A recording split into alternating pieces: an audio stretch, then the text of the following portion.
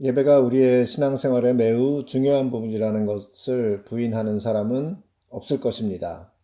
그리고 그 예배는 최상의 것을 최선을 다해 하나님께 올려드려야 된다는 사실도 부인하지 않습니다. 그래서 예배 은혜를 받지 못하면 그것은 내가 최상의 것을 최선을 다해 드리지 않았기 때문이라고 말하는 목사님도 있습니다. 그래서 교회 나올 때는 복장도 최고의 것을 입어야 하고 헌금도 최대한 금액을 정성껏 드려야 한다고 말합니다. 찬송과 기도할 때도 마음과 정성을 다해서 드려야 하고 설교는 하나님의 말씀으로 경청해야 한다고 합니다. 그렇게 하지 않으면 은혜를 받지 못한다고 합니다. 결국 예배의 은혜의 주체가 나의 열심이 되어 버렸습니다. 물론 예수님께서도 신령과 진정으로 예배하라고 말씀하셨습니다. 예배를 대충 드려도 된다는 말이 아닙니다. 하지만 나의 열심이 하나님의 은혜를 불러올 수 있다는 착각은 버려야 합니다. 우리는 하나님의 은혜를 하나의 보상으로 생각합니다. 그래서 내가 뭔가 열심히 해서 하나님의 마음에 들면 하나님이 은혜나 복을 내려준다고 믿는 것입니다. 내가 온전히 믿으면 병이 치료된다고 믿습니다. 나의 기도가 부족해서 내 자녀들이 속을 썩힌다고 생각합니다. 그러나 하나님의 은혜는 전적으로 하나님에게 달려 있습니다. 인류의 시작부터 모든 것은 하나님이 계획하고 설계하고 세우셨습니다. 첫사람 아담도 하나님이 만드시고 하나님의 영을 불어넣어 생명이 되게 하셨습니다. 아담은 스스로 아무것도 계획하거나 결정해서 실행할 필요가 없었습니다. 다만 하나님과 동행하며 하나님이 하라는 것을 하고 하지 말라는 것은 하지 않으면 되었습니다. 짐승들에게 이름을 지어줄 때에도 하나님이 짐승들을 아담 앞으로 나오게 했습니다. 아담이 짐승들을 찾아다니면서 이름을 짓지 않았습니다. 동산에 각종 열매 맺는 나무를 세워서 아담이 마음껏 먹을 수 있도록 했습니다. 옷을 만들어 입을 필요도 없었습니다. 그런데 아담과 하와가 스스로 뭔가를 결정하기 시작한 시점은 바로 하나님의 말씀을 어겨 선악을 알게 하는 나무의 열매를 먹어 그들이 죄 가운데 들어가 하나님과의 관계가 끊어진 이후였습니다. 그들이 제일 먼저 계획하고 실행했던 일이 바로 옷을 만들어 입는 일이었습니다. 그 이후 그들은 스스로 선과 악을 구별하기 시작했고 자신의 양심대로 살기 시작한 것입니다. 그들은 더 이상 하나님으로부터 아무런 혜택이나 공급을 받을 수 없었습니다. 왜냐하면 하나님으로부터 공급받았던 그 관계가 끊어졌기 때문입니다. 그때부터 그들은 스스로 결정하고 스스로 노력해서 그들의 인생을 세워나갔습니다. 우리의 삶에도 내가 선악을 구별하는 순간 하나님의 뜻이 분별이 안 됩니다. 이렇게 관계가 끊어져서 하나님의 사랑을 공급받지 못한 것이지 하나님의 사랑이 식은 것은 아닙니다. 하나님은 사랑이십니다. 하나님 자체가 사랑이란 말입니다. 그래서 그 사랑은 변함이 없습니다. 인간이 죄를 지어 하나님과의 관계가 끊어진 다음에도 하나님은 여전히 인류를 사랑하셨습니다. 해를 비춰주시고 비를 내려주셨습니다. 변함없이 온 세상을 유지하셨습니다. 다만 인간과 하나님과의 관계가 끊어졌기 때문에 하나님의 특별한 사랑을 우리가 받지 못했던 것입니다. 예수님이 이 땅에 오신 이유는 끊어졌던 하나님과 우리와의 관계를 회복하기 위해서입니다. 요한복음 14장 6절에 예수께서 이르시되 내가 곧 길이요 진리요 생명이니 나로 말미암지 않고는 아버지께로 올 자가 없느니라고 말씀하셨습니다. 예수님은 죄에 빠져 죽어 있던 우리를 십자가에서 함께 죽이고 함께 살아나게 해서 하나님 앞에 의로운 사람이 되어 끊어졌던 관계를 회복시키신 것입니다. 이 과정은 하나님이 선택하신 사람들에게 이루어지는 것입니다. 이렇게 선택받은 사람들은 하나님의 사랑을 받는 거룩한 사람들이라고 오늘 본문 12절에 말하고 있습니다. 이로 보건대 우리가 하나님과의 끊어진 관계를 회복하기 위해서 한 일이 하나도 없습니다. 우리가 죽었던 우리를 살리기 위해서 한 일도 없습니다. 우리가 하나님의 사랑을 받기 위해서 한 일이 하나도 없습니다. 하나님의 사랑은 무조건적인 사랑입니다. 이 말은 차별 없이 동일한 사랑을 모든 사람에게 베푼다는 말은 아닙니다. 무조건적인 사랑이란 하나님의 사랑은 받는 사람에게 달려 있는 것이 아니라 주시는 하나님께 달려 있다는 뜻입니다. 곧 하나님은 하나님이 사랑할 사람을 사랑합니다. 받는 사람의 상태와는 상관없이 사랑할 사람을 사랑하십니다. 로마서 9장 13절에 내가 야곱은 사랑하고 에서는 미워하였다고 말합니다. 우리가 창세기에서 야곱과 에서의 이야기를 읽어보면 에서가 특별히 하나님의 미움을 받을 만한 일을 한 것 같지 않습니다.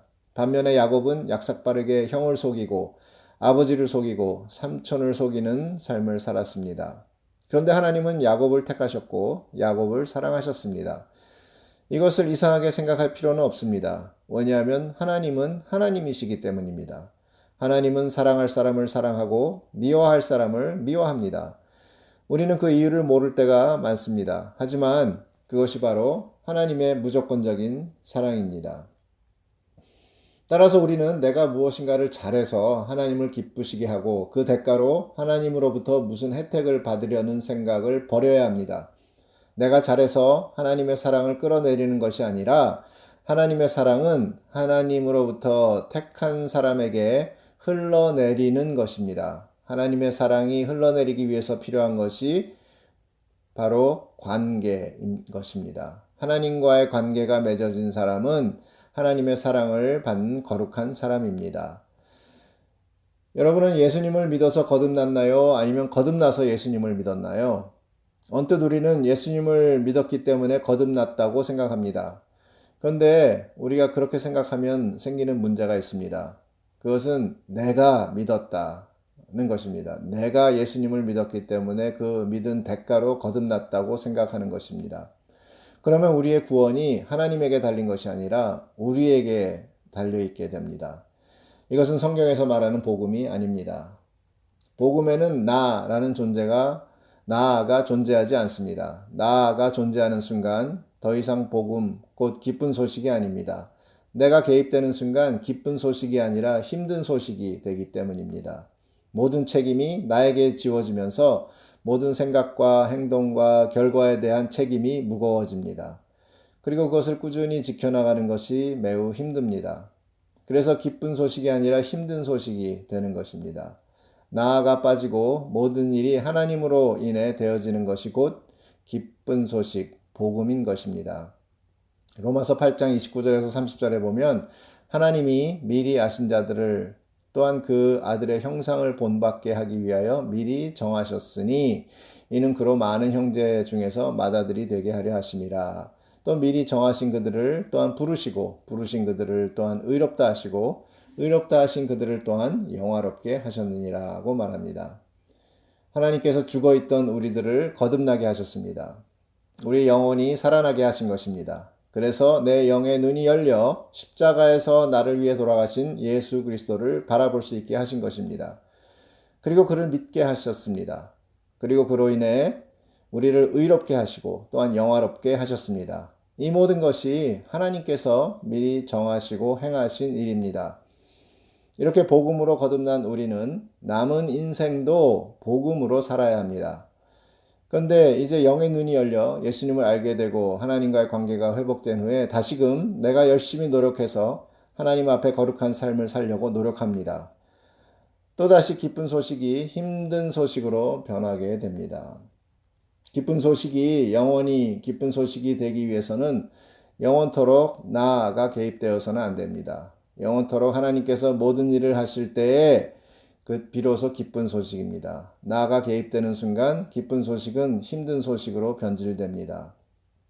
누군가에게 100만 불짜리 집을 선물 받았다고 합시다. 얼마나 기쁜 일입니까? 그런데 거기에 조건이 있었습니다. 그 조건은 그 집을 먼지 하나 없이 매일 청소해야 한다는 조건이었습니다. 그래서 처음에는 기쁜 마음으로 열심히 청소했습니다. 집 한쪽을 청소하고 나면 다음 한쪽에 벌써 먼지가 쌓이기 시작합니다.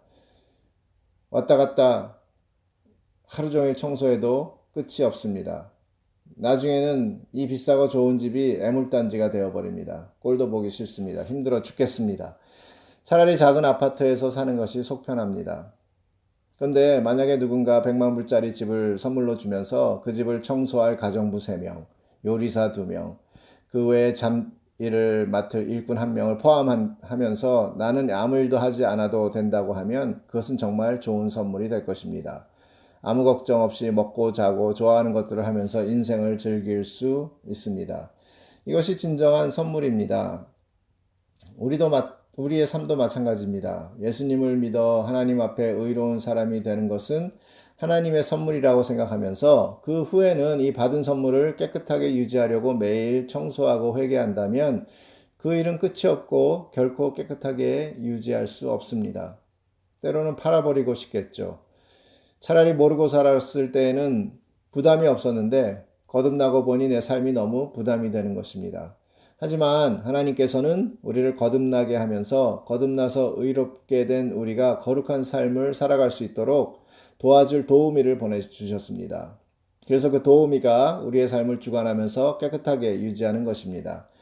그 도우미가 바로 성령님입니다.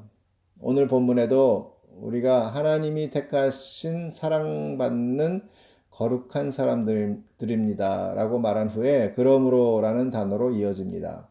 그러므로로 시작하는 것은 앞에 나온 문장을 전제 조건으로 나타나는 현상을 말합니다. 우리가 하나님이 택하신 사랑받는 거룩한 사람들이기 때문에 우리는 불쌍히 여기는 마음, 친절, 겸손, 부드러움, 인내, 용서, 사랑의 삶을 살 수 있게 되는 것입니다. 전제 조건 없이는 아무리 노력해도 우리 스스로는 이런 삶을 살 수 없습니다. 전제 조건은 한마디로 관계 회복입니다. 우리는 하나님과의 관계 회복보다는 그러므로 이후의 삶을 그냥 열심히 살아내려고 노력하면서 그 대가로 하나님의 사랑과 은혜를 받아내려고 노력합니다. 내가 열심히 노력해서 최선을 다해 최상의 것을 들고 하나님 앞에 나왔으니 내 기도를 응답하시고 복 내려달라고 기도합니다. 내가 간절하게 금식하며 기도했으니 내 사업 성공하게 해달라고 기도합니다. 예수님을 사랑한다고 고백합니다. 이렇게 힘들게 내 삶을 하나님께 올려드렸는데 왜 응답이 없냐고 따지기도 합니다. 이것도 사실 열심히 있는 사람의 경우이지 아무 관심 없는 사람은 아무 생각 없이 그냥 살아갑니다. 여러분은 지금 6번째 성경 통독을 하고 계십니다. 그런 여러분이 저는 매우 자랑스럽습니다. 우리가 성경을 부분적으로 읽는 것도 중요하지만 성경 전체에 흐르고 있는 하나님의 마음을 깨닫는 것 또한 매우 중요합니다. 읽으면서 하나님의 마음을 만나고 기도도 하고 질문도 하며 하나님과 깊은 관계를 맺으시기 바랍니다. 그래서 성경 전체를 통독하면서 그 안에 흐르고 있는 하나님의 마음과 사랑을 깨달을 때에 비로소 우리는 하나님의 기쁜 소식의 참 기쁨을 맛볼 수 있는 것입니다. 오늘 본문 말씀 15절에 그리스도의 평안이 여러분의 마음을 다스리게 하십시오 라고 말합니다. 우리가 성경 전체에 흐르는 하나님의 마음을 알고 하나님의 역사를 이해하게 되면 우리가 전적으로 하나님을 신뢰하고 의지하게 됩니다. 그러면 하나님의 평안이 우리들의 마음을 다스리게 되는 것입니다. 그리고 그 평안 가운데 항상 감사하는 사람이 되는 것입니다. 성경은 우리에게 항상 기뻐하라고 말합니다. 그런데 사실 우리들의 마음에 평안이 없고 미래가 불확실할 때는 기뻐하기 힘듭니다. 그래도 성경이 기뻐하라고 하니까 기뻐하려고 노력합니다. 그러나 그것은 참 기쁨이 아닙니다. 우리 안에 참 평안이 있을 때 우리는 비로소 참으로 기뻐하고 감사할 수 있는 것입니다. 이런 평안과 감사와 기쁨이 넘치는 사람들은 굳이 예배를 위해서 뭔가 열심히 준비할 필요가 없습니다. 왜냐하면 이미 내 마음이 하나님을 향했고 하나님만 바라며 영적인 노래를 부르고 감사하는 마음으로 하나님을 찬양하고 있기 때문입니다. 이런 삶의 연속이 바로 주일 예배로 이어지는 것입니다. 지난 한 주간 동안 평안과 감사와 기쁨의 삶을 살게 해주신 하나님의 은혜에 감격한 사람들이 모여 함께 기도하고 찬양하고 말씀 듣고 간증하며 축제를 벌이는 것이 바로 오늘날 예배인 것입니다. 예배에 나와서 하나님의 사랑과 은혜를 받아가는 것이 아니라 이미 부어주신 하나님의 사랑과 은혜를 함께 나누고 하나님께 영광을 올려드리는 것입니다. 구약시대의 제사가 죄인들이 하나님 앞에 나와 짐승을 죽이면서 용서를 구하는 것이었다면 신약시대의 예배는 예수님의 죽음으로 용서받은 하나님의 자녀들이 하나님 앞에 나와 하나님께 영광을 올리는 것입니다. 우리 교회는 간증이 너무 많아서 예배 시간이 부족하다고 말하면 주의 목사님들이 우리를 부러워합니다. 우리가 하나님의 사랑과 은혜와 복을 받는 것은 나의 노력과 끈질긴 인내가 아니라 바로 하나님과의 관계에 있다는 사실을 다시 한번 기억하시기 바랍니다. 내가 아무리 하나님을 사랑한다고 고백해도 하나님과 나 사이에 관계가 없다면 아무 소용이 없다는 사실입니다. 하나님과의 영적 관계를 회복하기 위해서는 이미 죽은 자가 없어져야 합니다. 나가 십자가에서 완전히 죽어진 것을 이해하고 깨달아졌을 때 하나님과의 관계가 회복됩니다. 마치 돌아온 탕자 이야기의 둘째 아들이 제정신이 들었을 때 아버지에게 돌아온 것과 같습니다. 오늘 우리는 성찬을 함께 나눕니다. 우리가 매달 정기적으로 성찬을 나누지만 이 성찬 또한 하나님과의 관계가 없다면 아무런 의미가 없습니다. 아직도 나가 살아있다면 오늘의 이 성찬은 형식적이고 율법주의에 지나지 않습니다. 그러나 내 안에 나가 없어지고 온전히 예수님만 계시다면 오늘 이 성찬을 통해서 흐르는 하나님의 사랑과 은혜가 여러분의 삶에 차고 넘칠 것입니다.